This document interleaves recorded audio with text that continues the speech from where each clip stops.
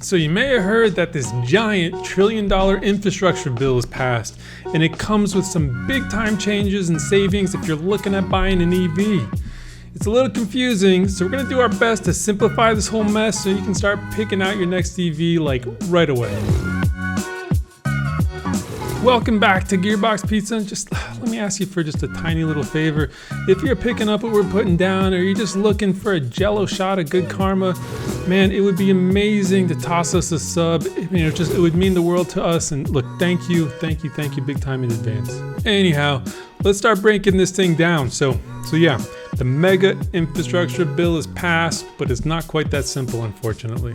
So the giant $12,500 credit for new EVs, well, hasn't technically passed yet. And I know this is confusing, but this tax credit looks to have been folded into the Build Back Better Act that hasn't passed just yet, but it's looking pretty good.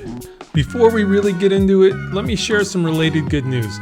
So within that already passed infrastructure bill, well, there's $7.5 billion earmarked to build out a national EV charging network. It's hard to say exactly how this is going to work, but that's a nice chunk of change to help fix what is the largest EV pain point by far. Look, unless you drive a Tesla, charging on the go, well, and there's no other way to say it, but it's a toilet. And it's not that nice throne you've got attached to your master bedroom. I mean, like, think of a public restroom toilet like just outside of Vegas. Like, anyways, this is great news to say the least. So if you weren't aware, you can't really buy a Tesla or GM right now and get that $7,500 tax credit. When the previous EV bill passed, the geniuses/mental Olympians in Washington decided to put a cap on the number of cars a manufacturer could sell that would qualify for the credit. So because Tesla and GM basically led the pack here, well, they were sort of punished. Well, luckily they're getting rid of this whole thing, so prepare to save yourself some cash on that Tesla you've been looking at. But there are some catches. Okay, first, the base credit is the same $7,500 that applies to all manufacturers. Then, there's an additional $4,500 available to shoppers who purchase a car that was assembled in the US by union labor. So look, we're really not into politics at all here at Gearbox Pizza, but this part's a little bit controversial. While domestic automakers, especially those who utilize union labor, just love the crap out of this, well, many foreign automakers with non-union US manufacturing, well, they're a little pissed off. Toyota has even launched an ad opposing this. And it's not just foreign automakers that are a little bit PO'd. Tesla, for example, well, even though they're an American company, because they don't use unionized labor, well, no extra $4,500 for you, man. So I bet you math wizards out there thinking, hey, what's going on here? $7,500 plus $4,500? Well, that doesn't add up to $12,500. Aha! You're a genius and you're right. You see, there's still $500 up for grabs, and this one's just a little weird. If the EV uses a battery pack where at least 50% of the components are made in the US, well, you just save $500. I mean, look, yeah, it's a little odd, but whatever. All right, so that's how the $12,500 breaks down, but it's still not quite that easy. You see, not all EVs and not all people will qualify for this tax credit, which I guess makes sense.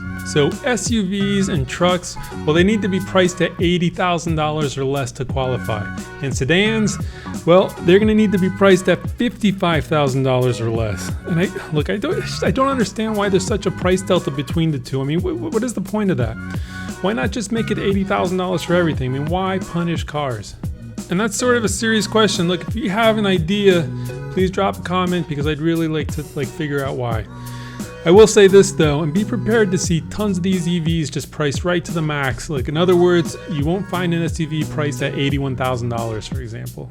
Okay, next up, if you make too much money, well, no soup for you, man. No soup for you!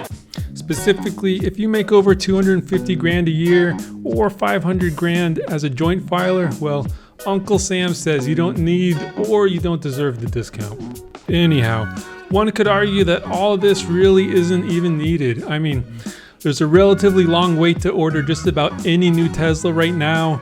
Ford announced that they've already received 160,000 pre-orders for the Ford F-150 Lightning. The Cadillac Lyriq sold out like super quick. So do we really need to incentivize people to go EV? I mean, it seems like they're already going that direction anyhow, right? Look, I think it's still worth doing. The switch, it's inevitable, and EVs just make more sense for more people right now. Also, and I'm not talking about global warming or any of that stuff, I'm talking about air pollution now. About 2 weeks after that initial COVID lockdown, well, something crazy happened in LA. The air cleaned up, and it was amazing, and it only took 2 weeks of people not really driving. So yeah, replacing most of these gas-burning cars with EVs should have a very significant impact on the quality of the air you're breathing right now, especially if you live in a city. And look, this is something we can totally get behind.